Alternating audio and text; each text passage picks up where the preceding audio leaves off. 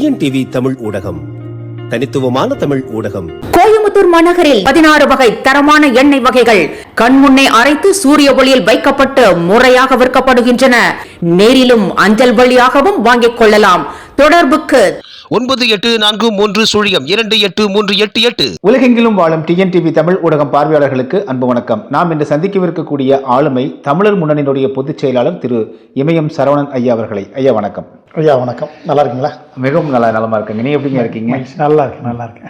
ஒரு 4.5 ஆண்டு காலம் 5 ஆண்டு காலம் அப்படி இப்படின்னு போனால் கூட கடைசி தேர்தல் நெருங்க மக்கள் மத்தியில் ஒரு விதமான புதிய ஒரு சிந்தனை மாற்றம், அரசியல் கட்சிகள் வழக்கம் போல வாக்கு வங்கிகளுக்காக செய்யக்கூடிய நாடகங்கள் எல்லாமே அரங்கேறிட்டு இருக்கு. ஆனால் சமூக ஊடகங்களுடைய மிகப்பெரிய ஒரு செல்வாக்கு செலுத்தப்பட்ட ஆண்டுகளாக இந்த 4.5 ஆண்டு காலம் இருக்குது. கடந்த ஒரு 40 ஆண்டு காலத்தில் பார்க்கும் பொழுது கள நிலவரம் எப்படி இருக்கிறதா பார்க்குறீங்க இந்த 2026 தேர்தல் கள நிலவரம்? இல்லை, கள நிலவரங்கிறது எப்பொழுதுமே என்னை பொறுத்தளவில் என்னுடைய கருத்தை நான் பதிவு செய்கிறேன். இதுவரையும் திராவிட முன்னேற்ற கழகத்தை பிடித்து யாரும் வாக்கு செலுத்தவில்லை. ஆளுங்கட்சி அண்ணா திராவிட முன்னேற்ற கழகம் இருந்தால் அவங்க ஆட்சி பிடிக்காம திராவிட முன்னேற்ற கழகத்தை மக்கள் தேர்ந்தெடுப்பாங்க. அதே போல அண்ணா திராவிட முன்னேற்ற கழகத்தை ஆதரித்து யாரும் வாக்கு செலுத்தி அவர்களை வெற்றி பெற வைக்கவில்லை. திமுக ஆட்சியில் இருந்தால் இவங்க மீது உள்ள வெறுப்பு, அந்த 5 ஆண்டு ஆட்சியினுடைய குறைபாடுகளுக்காக எதிர்கட்சியாக இருக்கக்கூடிய அண்ணா திராவிட முன்னேற்ற கழகத்தை ஆதரிக்கிறது. இதுவரையும் மக்கள் தங்கள் விரும்பிய கட்சிகளுக்கு வாக்கு செலுத்தவில்லை. இவர்களை விரும்பாத காரணத்தினால் எதிரணியில் நிற்கக்கூடிய யாருக்காவது வாக்கு செலுத்த வேண்டும் என்றுதான் தமிழ்நாட்டுடைய மனநிலை இதுவரை இருந்திருக்கிறது. அது உண்மையா இல்லையா? உறுதியாக இவங்களுக்கு அவங்க பரவாயில்ல, அவங்களுக்கு இவங்க பரவாயில்ல, அவ்வளவுதான். இதுல 2 பேருமே சிறப்பில்லைங்கிறது இது மக்களுக்கும் தெரியும், உங்களை மாதிரி ஊடகவியலாளர்களுக்கும் தெரியும். இந்த இறுதி தேர்தல் நேரத்தில் 5 ஆண்டு காலம் அந்த கட்சியில் அமைச்சராக இருந்திருப்பான் அல்லது சட்டமன்ற உறுப்பினராக இருந்திருப்பான். இறுதி அந்த 3 மாதத்தில் இந்த கட்சி சரியில்லைன்ட்டு எதிர்கட்சிக்கு தாவக்கூடிய மனநிலை வரும் பாருங்க. இதை இப்போ நீங்கள் சமீப காலத்தில் பார்க்குறீங்க தொடர்ச்சி. அப்படின்னா நீ இருந்த கட்சி, நீ இருக்கும்பொழுது அந்த கட்சியில் என்ன செஞ்ச, அதெல்லாம் இல்லை. இறுதியாக ஒரு 3 மாதம் 4 மாதம் வரும் பொழுது இவங்க ஆளுங்கட்சியாக வர்றதுக்கு வாய்ப்பு இருக்குன்னு தெரிஞ்சிச்சுன்னா உடனடியாக ஓடி போய் இதில் இருக்கிற அமைச்சர்களும் இதில் இருக்கிற சட்டமன்ற உறுப்பினர்களும் தாவிடுறது. இதில் மக்கள் மட்டும்தான் இந்த இரு கட்சிகளை விட்டு வேற எதுக்கும் தாவ முடியாத ஒரு இக்கட்டான சூழலில் மாட்டிக்கிட்டு முழிக்கிறாங்க. இல்லை, இதில் பார்த்தா இதே இன்னைக்கு ஒரு நிகழ்வு தான். தேமுதிக திமுகவில் கூட்டணிக்கு போயிருக்காங்க. ஒரு கட்டத்தில் திமுகவுக்கு மாற்றாக அதிமுகவுக்கு மாற்றான அணியாக அது பார்க்கப்பட்டது. அப்புறம் அதிமுக கூட்டணி வந்தால் கூட எதிர்கட்சி அளவுக்கு வந்தாங்க, அவங்க சட்டமன்றத்தில் எதிர்கட்சி அளவுக்கு வந்தாங்க. இன்னைக்கு அதே கட்சி திமுகவிலேயே போய் இணைகிறாங்க. இது இயல்பு தான், இனத்தோட தான் சேரும். நீங்கள் கேள்விப்பட்டது இல்லையா? தேமுதிகவுடைய அக்காவும் தம்பியும் அவங்களுடைய பொறுப்பாளர்கள், அக்கா தம்பி தானே? ஆமா, அதை விஜயகாந்த் நிறுவனர், அவருடைய மனைவி பொதுச் செயலாளர், மனைவியுடைய தம்பி பொருளாளர். அவங்க இருவரும் வர்றாங்க. வர்றதுக்கு வெளியில ஓடி வரவேற்க நின்ன அறிவாலயத்தினுடைய ஆளுமைகள் யாருன்னு கேட்டீங்கன்னா ஏவா வேலு, KN நேரு, சேகர்பாபு, கூடுதலா சேகர்பாபு. இந்த 3 இனமானவர்களும் தங்களுடைய மனவாடுகளை அழைத்து கொண்டு தங்களுடைய மனவாடுகளின் தலைவர்கிட்ட கொண்டு போய் நிறுத்துறாங்க. இனத்தோட தான் சேருதே ஒழிய அங்கே ஒன்றும் பெரிய ஆச்சரியப்படுறதுக்கான விஷயம்லாம் கிடையாது. அது ஏதோ ஒரு நெப்போலியன் படம் நினைக்கிறேன். அதில் ஒரு வசனம் வரும், கல்யாண வீடாக இருந்தால் நான் தான் மாப்பிள்ளையா இருக்கணும், கருமாரியா இருந்தால் நான் தான் புணமா இருக்கணுமே, இலை வீடாக இருந்தால் நான் தான் புணமா இருக்கணுமே. அதுபோல தமிழ்நாட்டில் எதிர்கட்சியாக இருந்தாலும் சரி ஆளுங்கட்சியாக இருந்தாலும் சரி தெலுங்கர்கள் தான் இருக்க வேண்டும் என்ற மனநிலையிலே அவர்கள் வாழ்ந்து வந்தார்கள். இதுக்கு யாருமே விதிவிலக்கு கிடையாது. அந்த அடிப்படையில தான் இன்னைக்கு இனத்தோட சேர்ந்து இருக்கிறது. இந்த இணைப்பு விழாவிற்கு முக்கியமா இன்னொரு இனமானவர், இதை விட என்னன்னா இதே வைகோ அவர்களை கட்சியை விட்டு அதைத்தான் இன்னொரு இனமானவர் சொல்ல வந்தது அவரை தான். வைகோ தான் இவர்களுக்கான இணைப்பு விழாவுக்கு ஒரு ஒத்துழைப்பு கொடுக்கிறார். இதை தமிழர்கள் என்னவா உணரணும் அப்படிங்கிறதுல தான் இருக்கு. தமிழர்கள் அவர்கள் இனமாக சேர்ந்து நிற்கிறார்கள் அப்படின்னா நம்ம இனமா சேர்ந்து நிற்கணும். இந்த தேர்தலில் தமிழர்களுக்கான வாக்கு செலுத்தணும், இந்த தேர்தலில் தமிழர்களுக்கான அதிகாரம் வேணும், தமிழ்நாட்டிற்கான அதிகாரம் வேணும். அந்த மனப்பாங்கு எப்பொழுது தமிழர்கள்ட்ட வருதோ அன்னைக்கு இந்த தமிழர்கள் அடிமைத்தனத்திலிருந்தும் இந்த திராவிடல் மாடல் ஆட்சி, இந்த அவர்கள் ஆட்சி இவர்கள் ஆட்சியிலிருந்து தனக்கான ஆட்சியை அன்னையிலிருந்து தான் இந்த மக்கள் தேர்ந்தெடுக்க முடியும். இதில் பார்த்தீங்கன்னா ஒரு வள்ளலார் மாநாடு என்ற பெயரில் ஒரு நடத்தினாங்க கூட்டத்தில். அதில் பேசும்போது முதலமைச்சர் மு க ஸ்டாலின் என்ன சொல்கிறாருன்னா, ஈவே ராமசாமி அவர்கள் பெரியார் காலத்திலிருந்து நாங்கள் தான் வந்து வள்ளலாரை உயர்த்தி பிடிச்சிருக்கோம், திராவிடம் தான் வள்ளலாரை உயர்த்தி பிடித்தது என்றார். அப்போ ஈவே ராமசாமி அவர்கள் முன்வைத்த அதைத்தான் திராவிடம் என்பதை வந்து ஏற்றுக்கிறாரு மு.க. ஸ்டாலின் அவர்கள். இத்தனை நாளாக திராவிட மாடல்னால் எது இவங்க மாடல் நினச்சா இல்லை, அது ஈவே ராமசாமி சொன்ன அதே மாடல் தான், அது பிறமொழியாளர்கள் மாடலாக தான் இருக்குது. இப்போது இவ்வளவு பேசி வைகோ அவர்கள் வந்து அந்த 9 பேர் தீக்குளிச்சே இருந்தாங்க வெளியில் போகும்போது, திமுக விட்டு போகும்போது. திமுக வேறும் வேரடி மண்ணுமாக சாய்ப்பேன் என்று சொன்னவர் கடைசியில் மு.க. ஸ்டாலின் அவர்களை நான் முதலமைச்சராக்கியே தீர்வேன்னு வராங்க. இவர்களும் இப்போ நீங்கள் சொன்ன தேமுதிக இவர்கள் எல்லாமே ஒரே நேர்கோட்டில் தான் நிற்கிறாங்க. நீங்கள் சொன்ன மாதிரி வள்ளலாரை வந்து இன்னைக்கு திமுக தூக்கி பிடிச்ச ஆரம்பிச்சிருச்சு அப்படின்னா அது வந்து தமிழ் தேசியத்தினுடைய வளர்ச்சியாக தான் நான் பார்க்குறேன். இன்னைக்கு வள்ளலாரையும் முருகப்பெருமானையும் இவங்கெல்லாம் தூக்கி பிடிக்கிறதுக்கு காரணம் என்னன்னு பார்த்தீங்கன்னா, அதோட பெரிய கொடுமை இவங்கெல்லாம் ஈவேரா தான் தூக்கி பிடிச்சதா சொல்றது. அதில் ஒன்றும் ஆச்சரியம் இல்லை. ஏன்னா வஉசிக்கு வேலை வாங்கி கொடுத்தது ஈவேரா, வஉசி பஞ்சத்திலையும் பட்டினிலையும் கிடக்கும் போது பசியை போக்குனது ஈவேரான்னு பேசினவங்க, ஆராசா உட்பட நீங்க பேசுனது எல்லாத்தையும் நீங்க கேட்டிருப்பீங்க. அப்போ வள்ளலாருக்கு ஆன்மீகம் சொல்லி கொடுத்ததே நாங்க தான், நீங்க சாதியும் மதமும் பொய்ன்னு சொல்லி கொடுத்ததே ஈவேரா கட்சியில வள்ளலார் சேர்ந்ததான்னு சொல்றதுல எல்லாம் ஆச்சரியம் இல்லை.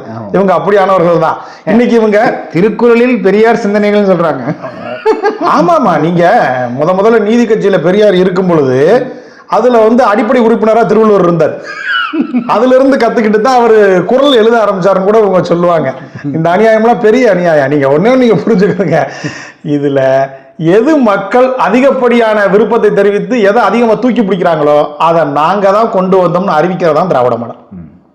நீங்க நேற்று சென்னையில பாத்தீங்கன்னா பெரிய கொடுமை, மகளிர் எல்லாம் கைது செய்யப்பட்டு ஒரு பேருந்துல அழைச்சிட்டு வர்றாங்க. அந்த பேருந்துல எழுதியிருக்கிறது என்ன தெரியுமா? அந்த அங்கன்வாடி உதவி பணியாளர்களுடைய போராட்டம், வெறும் மகளிர் எல்லாம் கைதாகிறாங்க. அந்த பேருந்துல எழுதியிருக்கிறது நான் பார்த்துட்டு என்னன்னா, மகளிர் பேருந்து வந்துகிட்டு இருக்கு, இவ்வளவு பேர் ஒரே மாதிரியான உடையில வர்றாங்களே, சீருடையில வர்றாங்களேன்னு பார்த்தேன். கடைசியாக தான் தெரியுது கைது செய்யப்பட்டு வர்றாங்க. அதில் எழுதியிருந்தது மகளிர் விடியல் பயணம். நான் உங்களை நிக்க வச்சு கேட்டேன், நேற்று நாங்களும் கைதாகி இருந்தோம் சென்னையில. அப்போ நான் கேட்கிறேன், மகளிர் விடியல் பயணங்கிறது இப்படி கைது செஞ்சு வர்றதானாமான்னு கேட்கிறேன். அப்பதான் அவங்களே இறங்கி வந்து முன்னாடி பாக்குறாங்க, அப்படித்தாயா அநியாயம் நடக்குது. விடியல் பயணம் என்னங்கிறத தெரிஞ்சுக்கிட்டாங்க அந்த மக்கள். இன்னைக்கு தொடர்ச்சியா போராட்டம். இந்த ஆட்சியினுடைய நிறை குறைகளை சொல்றதுக்கு நீங்களும் நானும் தேவையில்லை. செவிலியர்கள் போராட்டம், இடைநிலை ஆசிரியர்கள் போராட்டம், அங்கன்வாடி உதவி பணியாளர்கள் போராட்டம், மாற்றுத்திறனாளிகள் போராட்டம், விவசாயிகள் ஊருக்கு ஊர் தெருவுக்கு தெரு போராட்டம், உழைக்கக்கூடிய மக்கள் போராட்டம், தலைநகரை நோக்கி பேரணி போராட்டம், உண்ணாவிரதம், பட்டினி போராட்டம்னு தொடர்ச்சியா நடக்கிறத வச்சே நீங்க இந்த ஆட்சி 5 ஆண்டு காலத்துல எவ்வளவு சிறப்பான ஆட்சி, இது விடியல் ஆட்சியா விடியாத ஆட்சியான்னு கண்கூட பார்க்கலாம். ஆனால் அப்படி ஒரு நிகழ்வுகள் நடக்கிறதே முதலமைச்சருக்கு தெரியுதானே தெரியலைங்களே. அவர் வந்து எல்லாமே பொற்கால ஆட்சியாக இருக்குது, 3000 ரூபாய் தர்றோம், 5000 ரூபாய் தர்றோம், மாணவ மாணவிகளுக்கு மாதம் 1000 ரூபாய். இல்லை, நான் கூடுதலாக ஒரு கேள்வி கேட்குறேன். நான் முதலமைச்சருங்கிறதாவது அவருக்கு தெரியுமா? நான் தான் தமிழ்நாட்டினுடைய முதலமைச்சர்னாவது அவருக்கு தெரியுமா? என்ன நடக்குதுன்னே தன்னை சுற்றி உள்ளவர்கள் மூலியமா அறிஞ்சுக்கிறதே இல்லை. இப்போ நிறைய ஊடகவியாளர்கள், அன்னைக்கு ஜக்கி வாசுதேவுக்கு நாங்கள் வந்து எதிராக ஒரு பேட்டி கொடுத்தோம். அன்னைக்கு நீங்களும் பேட்டி எடுக்க வந்திருந்தீங்க. உங்களுடைய வலையொலியை தவிர வேற எதுலையும் எங்களுடைய பேட்டி ஒளிபரப்பப்படலை. நான் உங்கள்கிட்ட நேரடியாகவே சொல்றேனே, நிறைய பேர் இங்கே எங்களை பேட்டி எடுக்கிறதுக்கு காரணம் என்ன தெரியுமா? உங்களுக்கு எவ்வளவு எதிர்ப்பு இருப்பு பாருங்க, இதை நாங்கள் வெளியிட்டோம்னா உங்க ஆட்சிக்கு எவ்வளவு கேடு வரும் பாருங்க அப்படிங்கிறதுக்காகவே எடுத்து இது அவங்கள்ட்டே கொண்டு போய் பணமாக்கிக்கிற போக்கு தான் இன்னைக்கு அதிகமா இருக்கு. இதை மக்களுக்கான கருத்து, இதை கொண்டு போய் ஆட்சியாளர்கிட்ட சேர்க்கணும், ஆட்சியாளர்கிட்ட சேர்த்தாதான் அதுக்கான நடவடிக்கை எடுப்பாங்கிறதையும் இன்னைக்கு மறந்துட்டு உங்களுக்கு எதிரான கருத்து இதை நாங்கள் வெளியிடவா வேண்டாமா?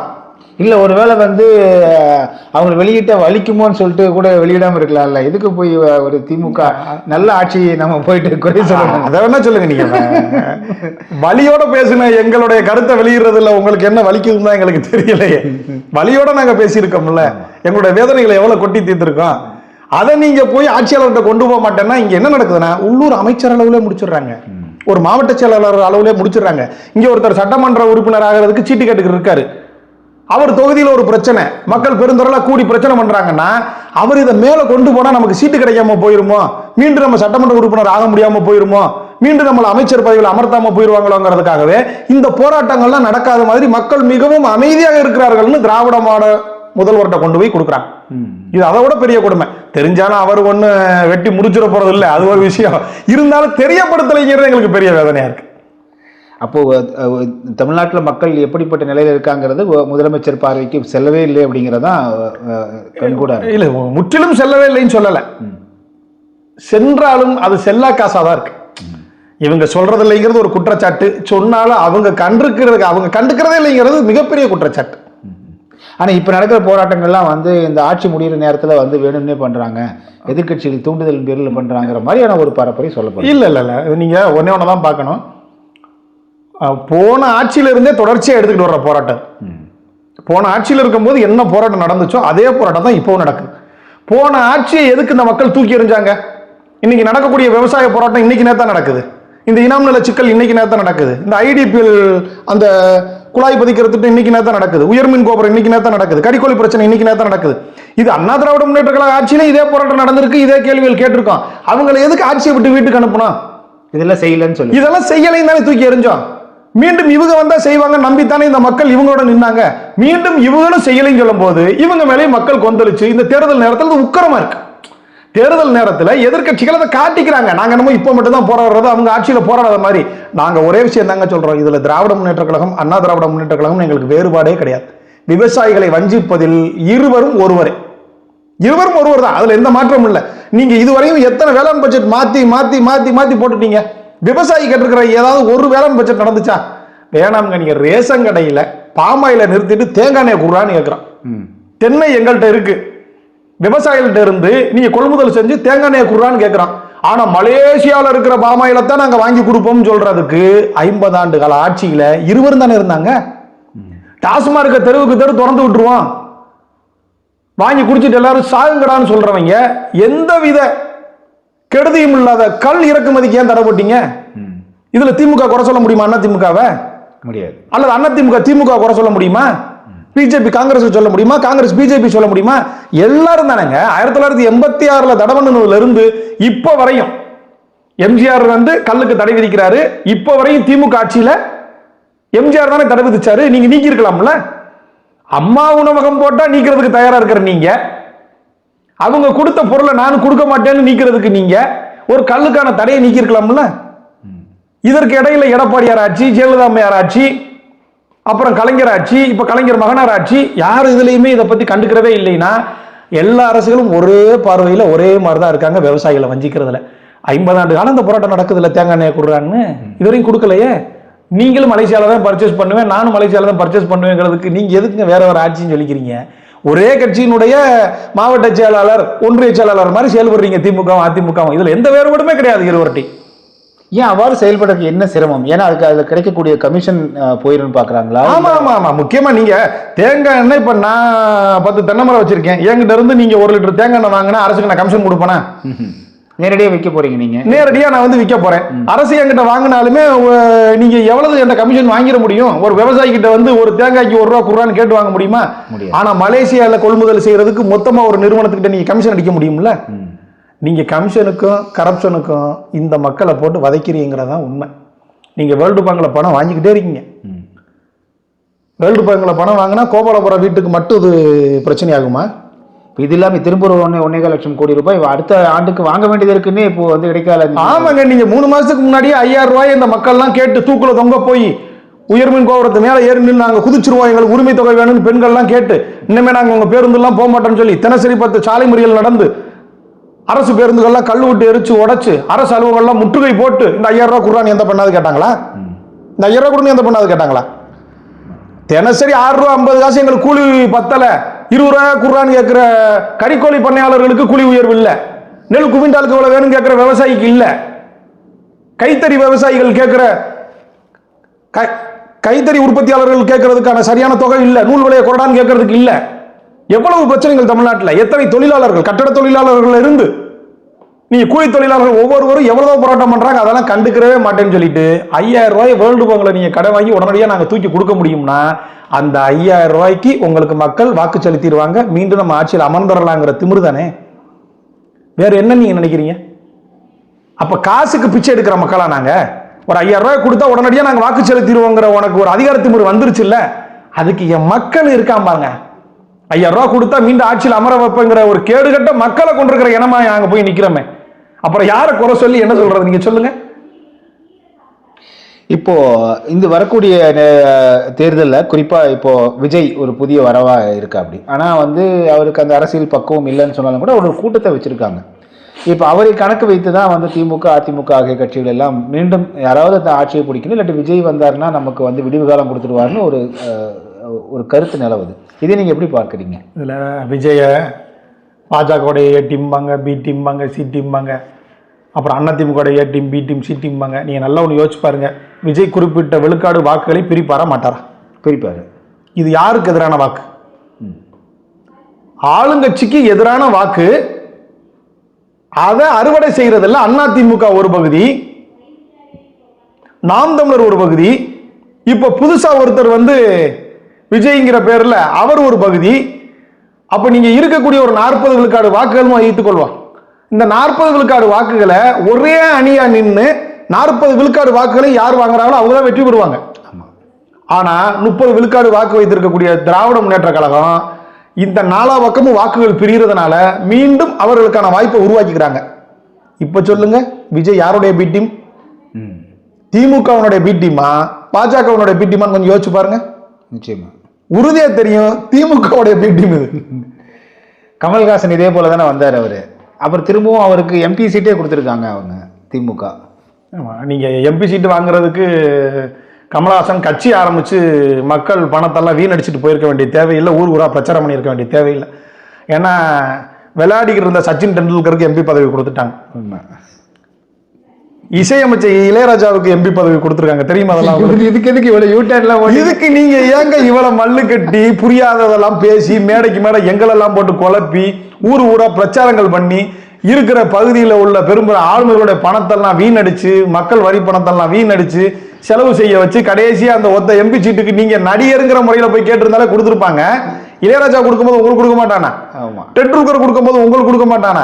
இதுக்கு ஏங்க நீங்க கட்சி ஆரம்பிச்சு கடைசியா நாங்கள் வெளிச்சத்தை தருவதற்காக டார்ச்னு சொல்லி இப்ப டார்ச் அமர்த்தி போட்டு ஓடி போய் ஏன் கருப்புக்குள்ள ஒளிஞ்சு கிடக்குறீங்க? கொஞ்சம் யோசிச்சு சொல்லுங்க. இப்போ வந்து தமிழ் தேசியம் ஒரு விழிப்புணர்வு ஏற்படுத்துறது 2009க்கு பிறகு. நாம் தமிழர் தமிழ் தேசிய அரசியல் கட்சியாகவும் தமிழ் தேசிய பேரியக்கம், நீங்களாம் தமிழர் முன்னணி போன்றவங்கலாம் தமிழர்களுடைய விழிப்புணர்வு ஏற்படுறதுக்காக செயல்பட்டு இருக்கீங்க. விடுதலை சிறுத்தைகள் கட்சியினுடைய தலைவர் தொல் திருமாவளவன் இத்தனை ஆண்டு காலம் 2002, 2004 2 முறை மேதகு தலைவர் அவர் சந்திச்சார். தமிழ்நாட்டினுடைய ஒரு பெரிய ஒரு அரசியல் இயக்கத்தை நடத்துகிறாருன்னு சொன்னார். ஆனால் இப்போ அவருடைய பேச்சுக்கள் குறிப்பாக தமிழ் தேசிய அரசியலை அவர் திட்டமிட்டு குறிவைத்து பேசுவது போன்ற ஒன்று வந்து தலைவர் பற்றி, அவருடைய திருமணம் பற்றி தவறான ஒரு தகவலை சொன்னார். இப்போது மே 17ஆம் தேதியே தமிழ் தேசிய மாநாடு நடத்துவேன் அப்படின்னு சொல்லிட்டு அறிவிச்சுட்டு அதற்கான பயிற்சி பாசறையெல்லாம் தொடங்கியிருக்கார். ஆனால் அவர் இருப்பது திராவிட இயக்கங்களிலும். நாம் திமுக அதிமுக விட்டாலும் கூட விடுதலை சிறுத்தைகள் பெரியாரை விடாது என்று மேடையில் சொல்றாரு. ஆனால் இப்ப தமிழ் தேசிய மாநாடு நடத்துவதில்லை, பெரியாரை இழுத்து பிடிச்சுக்கிறட்டும், அதை பத்தி எங்களுக்கு ஒன்றும் சிக்கல் கிடையாது. ஆனால் அண்ணன் திருமாவர்களுக்கு தமிழ் தேசியம் என்ற கருத்தியலை தாங்கி பிடிப்பதாக சொல்வதற்கு எந்த தகுதியும் அருகதையும் கிடையாது. ஏன்னா தமிழ் தேசியம் என்று ஒன்று இல்லவே இல்லை, அது பொய், அது உருவாக்கப்பட்ட ஒன்று அப்படின்னு பேசினது யாரு? திருமாவளவன். அண்ணன் திரும்ப தானே பேசினாரு. பேசி எத்தனை வருஷம் இருக்குன்னு நினைக்கிறீங்க? சில ஆண்டுகள் தான் இருக்கும். இதே திராவிட மாடலுக்கு ஆதரவா வாக்கு கேட்டு வரும்பொழுது இதே திராவிட மாடலை தூக்கி பிடிக்கணும், திராவிடம் தான் கருத்தியல், அப்பதான் திராவிட மாடல் வெல்ல முடியுங்கிற ஒரு 4-5 ஆண்டுகளுக்கு முன்னாடி பேசும்பொழுது தமிழ் தேசியம் என்று ஒன்று கிடையவே கிடையாதுன்னு பேசின திரும்ப கிடையாத ஒரு கருத்தியலுக்கு ஏன் மாநாடு நடத்தணும்? அப்ப நீங்க யாரை ஏற்கிறதுக்கு பாக்குறீங்க?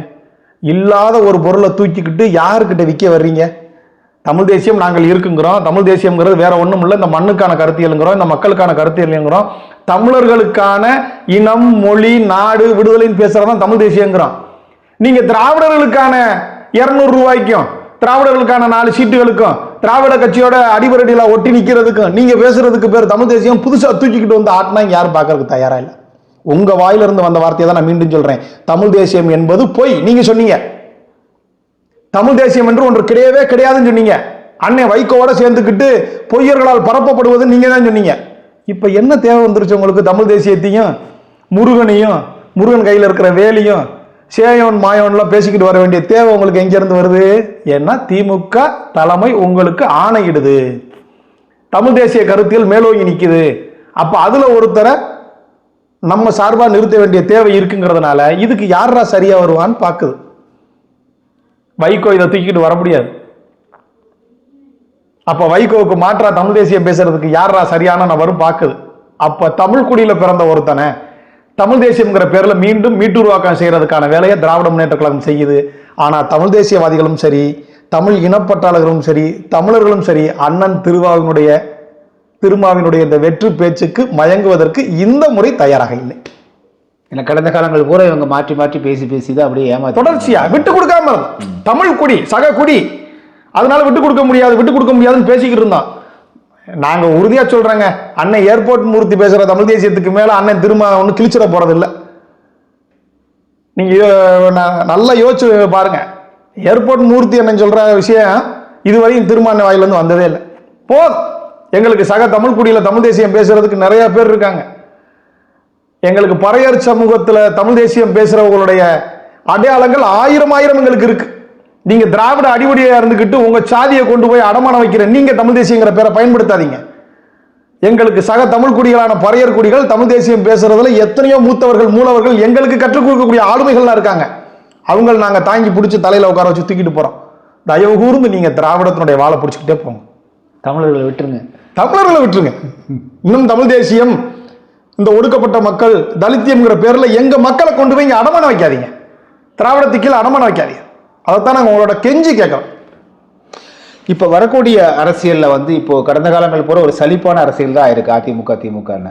இனி ஒரு மாற்றங்கள் நிகழ்வதற்கான வாய்ப்புகள் எந்த அளவுக்கு இருக்கிறதா நீங்க நினைக்கிறீங்க? மாற்றங்கள் நிகழ்வதற்கான வாய்ப்பு தான் இருக்க வேண்டிய சூழல்ல இருக்கு.